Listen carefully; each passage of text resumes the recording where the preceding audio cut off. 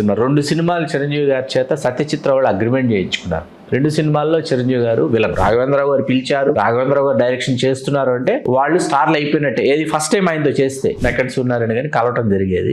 మనకేంటి ఆయన చూస్తే అడవిరాముడు తీసిన ప్రొడ్యూసర్ అన్నది ఉంటుంది, one of the producer Adavi Ramudu అన్నది ఉంటుంది. ఆయన ఒక రోజు నేను అడిగా, ఏంటి సార్ చిరంజీవి గారిని ఇట్లా 2 సినిమాలు అగ్రిమెంట్ చేయించుకొని 2 సినిమాల్లో విలన్ గా యాక్ట్ చేయించుకున్నారంటే ఆయన మొహం కందగడ్లాగా మారిపోయింది అనమాట. ఏం మాట్లాడి ఆన్సర్ చేయలేదు ఆయన. నమస్తే, తెలుగు రాజ్యంకి స్వాగతం.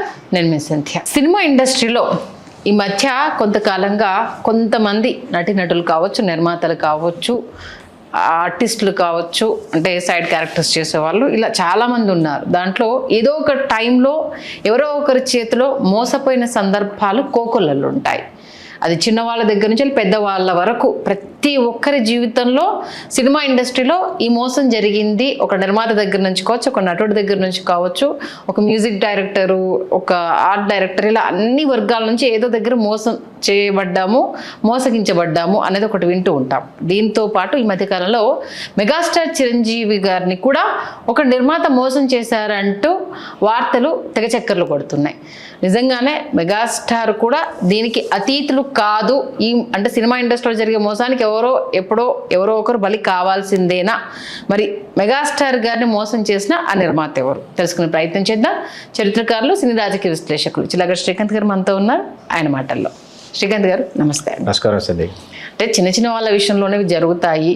ప్రొడ్యూసర్స్ హీరోలకు హ్యాండ్ ఇచ్చారు, ప్రొడ్యూసర్స్ని ముంచారు, ఇలాంటివన్నీ ఎక్కువ వింటూ ఉంటాము. బట్ మెగాస్టార్ని కూడా ఒక ప్రొడ్యూసర్ ముంచారనేసి అని విన్నాము. నిజమాది? ఆయన కెరీర్ తొలినాళ్ళు అవి. ఆయన మొదటి సినిమా ప్రాణం ఖరీదు విడుదలైంది, మన ఊరి పాండవులు, కుక్క కాటుకు చెప్పు దెబ్బ, ఇలా 3-4 సినిమాలు విడుదలైన సమయం. 5వ సినిమాగా తర్వాత ఇంకొక సినిమా, 2 సినిమాలు చిరంజీవి గారి చేత సత్యచిత్ర వాళ్ళు అగ్రిమెంట్ చేయించుకున్నారు. 2 సినిమాల్లో చిరంజీవి గారు విలన్. 5వ సినిమా నాటికి చిరంజీవి గారు విలన్గా చేయడం అంటే అప్పటికి కుక్క చెప్పు దెబ్బలో విలనే చేశారు. ఆయన చాలా బాగుంటుంది, ఆయన క్యారెక్టర్ చాలా అంటే చాలా బాగుంటుంది. ఈరంగ్ శర్మ గారి డైరెక్షన్. అవి ఆయన తొలినాళ్లలో జరిగినటువంటి సంగతులు అయినప్పటికీ కూడా చిరంజీవి గారిని చాలా బాధించినటువంటి సంఘటన అని చెప్పచ్చు. ప్రాణం ఖరీదు, మన ఊరి పాండవులు, కుక్క కాటుకు చెప్పు దెబ్బ ఇవన్నీ విడుదలైపోయాయి. 4 సినిమాలు విడుదలయ్యాయి ఇప్పటికీ. 5వ సినిమాగా సత్యచిత్ర వాళ్ళది ఒప్పుకున్నారు. కొత్తలుడు, కృష్ణ గారి హీరో, చిరంజీవి గారు వెళ్ళను. కాకపోతే వాళ్ళు ఏం చేశారంటే చాలా తెలివితేటలు ఉపయోగించి 2 సినిమాలు అగ్రిమెంట్ చేయించుకున్నారు చిరంజీవి గారి చేత. కొత్తలుడు, కొత్తపేట రౌడీ, అది తర్వాత వస్తుంది. అది సేమ్ కాంబినేషన్, కేవి మహాదేవన్ గారి మ్యూజిక్, పి సాంబశివరావు గారి డైరెక్షన్. ఇది వాళ్ళు ఆరుబిల్లి సత్యనారాయణ, నెక్కంటి సూర్యనారాయణ అని 2 నిర్మాతలు. వాళ్ళు ఎందుకు చిరంజీవి గారు ఒప్పుకున్నారంటే, వాళ్ళు సత్యచిత్ర వాళ్ళంటే ఎన్టీ రామారావు గారితో అడవిరాముడు తీసిన ప్రొడ్యూసర్స్. ఎన్టీ రామారావు గారితో అడవిరాముడు అంటే ఒక చరిత్ర, ఒక ప్రభంజనం, ఒక సంచలనం. అటువంటి నిర్మాతలు కృష్ణ గారితో సినిమా చేస్తూ తీసుకున్నారు. కాకపోతే 2 సినిమాలు అగ్రిమెంట్ చేయించుకున్నారు. చేయించుకున్న తర్వాత 5వ సినిమా చిరంజీవి గారు విలన్ అంటే చిరంజీవి గారికి కూడా ఓకే. ఎందుకంటే కుక్క కాటుకు చెప్పు దెబ్బలో ఎక్స్ట్రాడినరీ విలన్ అనమాట ఆయన. నటులు కావాలనుకున్న వాళ్ళు ఒకసారి చూడాలి చిరంజీవి గారి పెర్ఫార్మెన్స్. ఆ సినిమాలు చాలా బాగుంటుంది. ఈరంగ్ శర్మ గారి డైరెక్షన్. అయిన తర్వాత 5వ సినిమా కాబట్టి సరే, కృష్ణ గారు హీరో, చిరంజీవి గారు విలను అయిపోయింది. అయిపోయిన తర్వాత కొత్తలుడు తర్వాత మళ్ళీ ఇంకొక సినిమా అగ్రిమెంట్ చేయించుకున్నారు కదా, మళ్ళీ విలన్గా చేయాలి చిరంజీవి గారు. ఈలోపు చిరంజీవి గారి సినిమాలు ఏవేవి విడుదలయ్యాయి? శ్రీరామ్ బంటు, కోతల రాయుడు, ఇది కథ కాదు. ఇది కథ కాదులో కూడా సుగుణాకర్రావు విలన్ అయినప్పటికీ ఒక ఎక్స్ట్రాడినరీ క్యారెక్టరు. కోతల రాయుడు విడుదలైపోయింది. కోతల రాయుడు విడుదలైంది. ఫస్ట్ 100 days ఫిలిం చిరంజీవి గారికి. కమర్షియల్గా చిరంజీవి గారు ఏంటంటే హీరోగా ట్రాన్స్ఫార్మ్ అయిపోయి హీరోగా ఆయనకి సక్సెస్ వచ్చేసి ఇతను not only he's a villain, he's a hero అని ఇండస్ట్రీ ఆయన్ని పూర్తి స్థాయిలో. పునాదిరాళ్ళు, ఐ లవ్ యూ కూడా వచ్చాయి అప్పటికి. పునాదిరాళ్ళు 7వ సినిమాగా విడుదలైంది. అనుకున్న సమయానికి ఏంటంటే కొత్తపేట రౌడీలో చిరంజీవి గారు మళ్ళీ విలన్ చేయాలి. ఏమండి మొన్నే చేశాను కదా కొత్తలుడులో, ఇందులో మళ్ళీ విలన్ ఏంటి అంటే, మీరు అగ్రిమెంట్లో ఉన్నారు, నెక్స్ట్ మీరేనండి మా బ్యానర్లో హీరో అని చెప్పారు వీళ్ళు. నెక్స్ట్ మీ బ్యానర్లో నేను హీరో ఏంటి అన్నారండి చిరంజీవి గారు. అవునండి, రాఘవేంద్రరావు గారు డేట్లు ఉన్నాయి మనకి, ఆయన డైరెక్ట్ చేయాలి, మీరే హీరో, మిమ్మల్ని హీరోగా చెప్పారు. అప్పటికి ఇంకా చిరంజీవి గారు రాఘవేంద్రరావు గారి డైరెక్షన్లో చేయలే. మోసగాడు కానీ, తిరుగులేని ఆ తర్వాత వచ్చాయి. రాఘవేంద్రరావు గారి డైరెక్షన్ అంటే ఏంటి, కమర్షియల్గా ఇమ్మీడియట్గా నెక్స్ట్ స్టేజ్కి వెళ్ళిపోవడమే. ఏ ఆర్టిస్ట్ అయినా స్టార్ అయిపోయారు. రాఘవేంద్రరావు గారు పిలిచారు, రాఘవేంద్రరావు గారు డైరెక్షన్ చేస్తున్నారు అంటే వాళ్ళు స్టార్లు అయిపోయినట్టే. ఏది ఫస్ట్ టైం ఆయనతో చేస్తే అలా అడవి రాముడు అనేది అట్లాంటి ఒక హ్యూజ్, ఒక ఎవరు ఊహించినటువంటి ఒక డైరెక్టర్ ఇమేజ్ కమర్షియల్గా రాఘవేంద్రరావు గారికి ఇచ్చిన టైం అది. హాలీవుడ్ సినిమాల స్ఫూర్తితో సినిమా షూటింగ్ అంతా ఒక షిప్లో ప్లాన్ చేసాము, అట్లాంటి సినిమా మీతో చేయబోతున్నాం చిరంజీవి, అది ఇది అని చెప్పారు. పాపం చిరంజీవి గారు నమ్మి కొత్తపేట రౌడీలో విలన్గా యాక్ట్ చేశారు. చేసేటప్పటికి కొత్తపేట రౌడీ విడుదలైంది. విడుదలైన తర్వాత చిరంజీవి గారు హీరోగా కమిట్ చేసుకునే నిర్మాతలు ఉంటారుగా, వాళ్ళందరూ చిరంజీవి గారితో వాళ్ళు చిన్న వాగ్వివాదానికి దిగారు. అదేమిటి మీరు హీరోగా ట్రాన్స్ఫార్మ్ అయిపోయారు, మీకు తెలియట్లా, మీలో కంప్లీటెడ్గా ఒక ఫుల్ ఫ్లెడ్జ్డ్ హీరో ఉన్నాడు, ఆ హీరోతో మేము మిమ్మల్ని హీరోగా అనుకొని మేము సినిమాలు చేయాలనుకుని మేము అగ్రిమెంట్లో ఉంటే మీరు మళ్ళీ వీళ్ళు విలన్గా యాక్ట్ చేస్తారేంటి అని చిరంజీవి గారితో. మీరు ఇక్కడ మీకు ఒక సందేహం వచ్చి, మరి న్యాయం కావాలో ఆయన చేసినటువంటి పాత్ర ఏంటి అంటే నెగిటివ్ షేడ్స్ ఉన్నటువంటి హీరో చేశారు. అక్కడ ఏంటి, చిరంజీవి గారిని పరిచయం చేసిన క్రాంతి కుమార్ గారు. క్రాంతి కుమార్ గారు నన్ను పరిచయం చేశారు కాబట్టి క్రాంతి కుమార్ గారు పిలిచి కొత్త మలుపుని నవల డి కామేశ్వర గారు రాశారు. ఈ పాత్ర నీకు చాలా బాగుంటుంది, నటుడిగా నీకు చాలా పేరు వస్తుంది, సినిమా పెద్ద విజయం సాధిస్తుంది, చెయ్యి అంటే చేశారు చిరంజీవి గారు న్యాయం కావాలి. ఓకే, అప్పటికి ఆయనే హీరో, కాకపోతే నెగిటివ్ షేడ్స్ ఉన్నటువంటి హీరో ఆ సినిమాలో. అట్లాగా రాధిక గారి మొదటి సినిమా, ఫస్ట్ ఫిల్మ్, రాధిక గారికి తెలుగులో ఫస్ట్ ఫిల్మ్, శారద గారు జగ్గయ్య గారు, ఆ సినిమా చాలా అద్భుతమైన సినిమా, 175 days ఆడింది.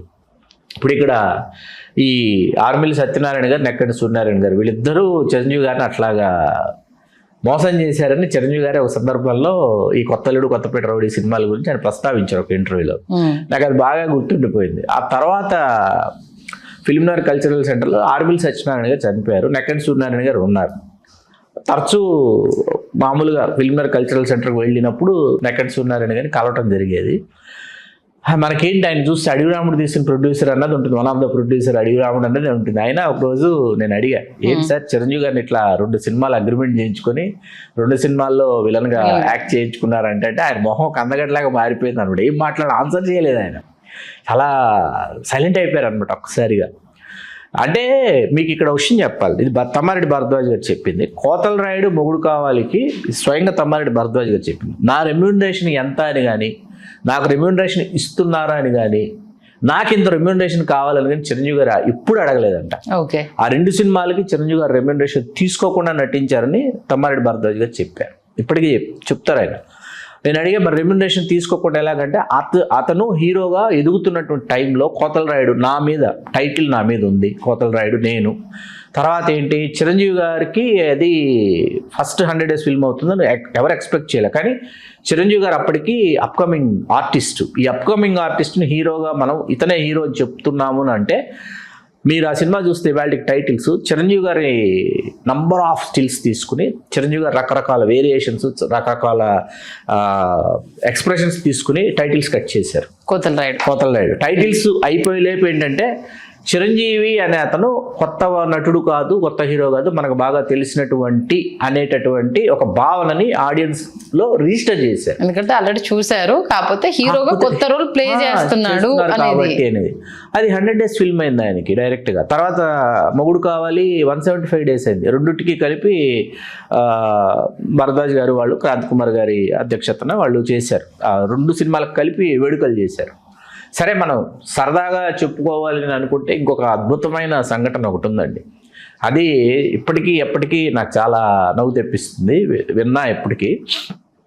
మీకు తాయారమ్మ బంగారాలో చిరంజీవి గారు ఆ క్యామియో వచ్చాయి, ఆ క్యారెక్టర్ గెస్ట్ రోల్ కదా, వితౌట్ డైలాగులు ఉండవు.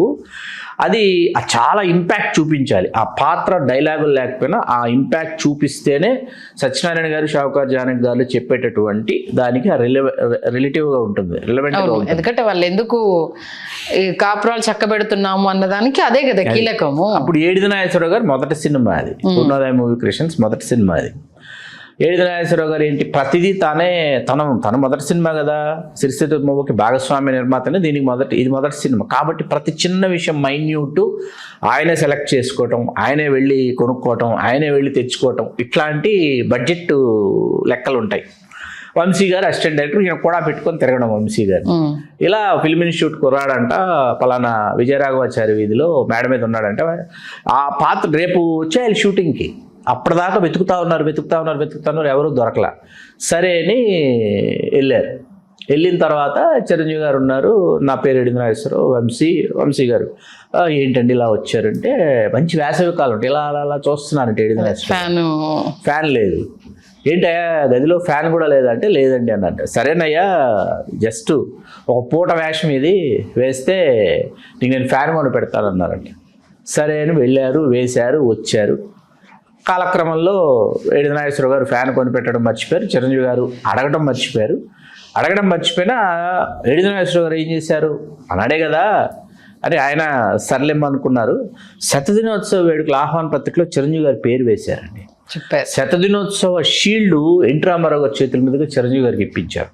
ఆ తర్వాత ఎప్పటికప్పుడు ఈ చిరంజీవి అని అతనికి మంచి వేషం ఇవ్వాలి మన సంస్థలో. శంకరాభరణం ఇమ్మీడియట్ ఫిల్మ్ శంకరాభరణం, చిరంజీవి గారికి సరిపడ పాత్ర లేదు. చిరంజీవి గారు వెళ్ళి ఎడిది నాగేశ్వరరావు గారికి కనిపిస్తే మంచి వేషం లేదయ్యా, ఇందులో నీకు సరిపడే వేషం లేదు, నువ్వేమో భలే వేషాలు వేస్తున్నావు, ఓ పని చెయ్యి, సినిమా ప్రివ్యూ వేస్తున్నాం, ప్రివ్యూకి వచ్చి విశ్వనాథ్ గారిని పరిచయం చేస్తాను. విశ్వనాథ్ గారిని ఎడిది నాగేశ్వరరావు గారిని పరిచయం చేశారు. ఇట్లా మన తాయారం బంగారీలో కూడా చేశారు, నేను చిరంజీవి అండి ఫిల్మ్ ఇన్స్టిట్యూట్ స్టూడెంట్ అంటే. అలాగా అన్నారంట విశ్వనాథ్ గారు. పైజమా కుర్తాలో వెళ్ళారంట చిరంజీవి గారు, పైజమా కుర్తాలో వెళ్ళారండి ప్రివ్యూకి.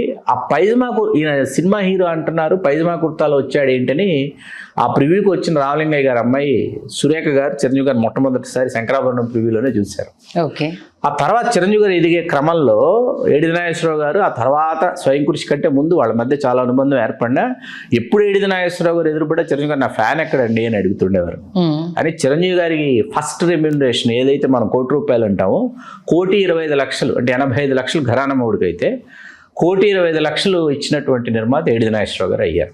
ఓకే. ఇక్కడ మోసం చేశారా, మోసపోయారా, ఇవన్నీ ఎవరు చాలా సినిమాలు అండి, చాలా మందికి తెలియని విషయం ఏంటంటే చాలా సినిమాలు తొలి దశలో చిరంజీవి గారు నా రెమ్యూనరేషన్ ఎంత, నాకు ఎంత ఇస్తున్నారు, నేను ఇన్ని రోజులు పనిచేశాను కదా అనేటటువంటి చర్చ చిరంజీవి గారు చేయలే.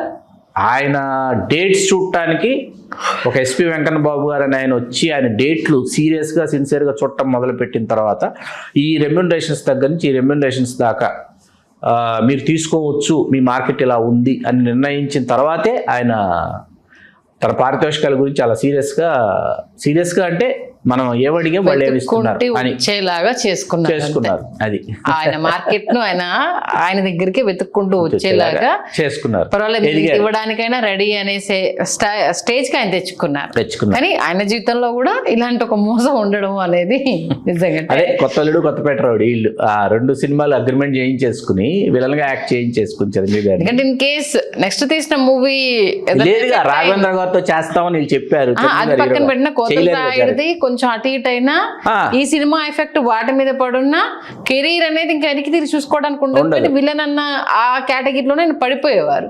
అదృష్టం బాగుంది, ఆయన హార్డ్ వర్క్ లక్ 2 కలిసి వచ్చాయి కాబట్టి కోతలరాయుడితో ఒక ఈయన హీరో పోస్టర్ అనేది తెలిసిపోయింది. ఇన్ కేసు అది ఫ్లాప్ అయి ఉంటే అది ఎంత ఆయన కెరీర్ లోనే పెద్ద మచ్చగా ఉండిపోయేది కదా. అంటే అక్కడి నుంచి అంటే ఖచ్చితంగా కొంత సమయం పట్టేది తనని మళ్ళీ మరింత నిరూపించుకోవడానికి, కొంచెం సమయం. ఇంకా ఇప్పుడు అప్పటికే అంత కష్టపడి ఆ స్టేజ్కి వచ్చేసి అవకాశాల కోసం వాళ్ళ దగ్గర వీళ్ళ దగ్గర నేను ఇచ్చేస్తాను అది చేస్తానని చూపించేసుకొని ఒక్కసారి తెర మీదకి వచ్చిన తర్వాత ఎక్కిన తర్వాత మళ్ళా నిరూపించుకోవడం అనేది అది కొంచెం బాధ. ఆయన మొహమాటాలకు వెళ్ళి చేసిన సినిమాలు ఉన్నాయండి కొన్ని, ఏది గెస్ట్లు వేసినవి చాలా ఉన్నాయి, మీకు చాలా వాటి గురించి ఒక ఎపిసోడ్ చేసుకోవచ్చు మనం.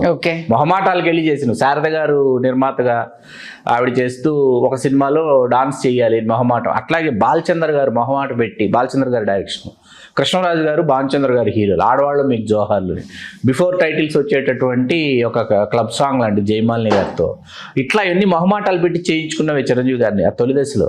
ఎందుకు ఏమిటని ఆలోచించకుండా చేశారు చిరంజీవి గారు కూడా. కాకపోతే చేసిన ప్రతి పాత్రలో అది హీరోనా విలనా లేకపోతే సెకండ్ హీరోనా పక్కన పెడితే దాంట్లో హీరోయిజం చూపించారు ఆయన. అది చిరంజీవి గారి ఇవాళ ఆ పద్మవిభూషణ్ ఆ స్థాయికి చిరంజీవి గారు చేరుకోవడానికి ఆ పునాది కారణం, బలమైన పునాది. ఓకే. ఇప్పటికే నిర్మాత బ్రతికే ఉన్నారా? నాకు తెలియదండి. నెక్కడి సూర్యనారాయణ గారు ఉన్నారు లేదు, ఆర్మిల్ సత్యనారాయణ గారు అప్పటికే చనిపోయారు. నెక్కడి సూర్యనారాయణ గారిని నేను చూశాను, మాట్లాడాను, చాలాసార్లు మాట్లాడాను. తర్వాత తెలియదు నాకు నెక్కడి సూర్యనారాయణ. ఓకే. మొత్తానికి ఆ నిర్మాత ఎవరు అన్న విషయం, ఏ సంఘటన ఎప్పుడు జరిగిందన్నది చాలా క్లియర్గా తెలియజేశారు. ధన్యవాదాలు శ్రీకాంత్. ధన్యవాదాలు సంధ్య గారు.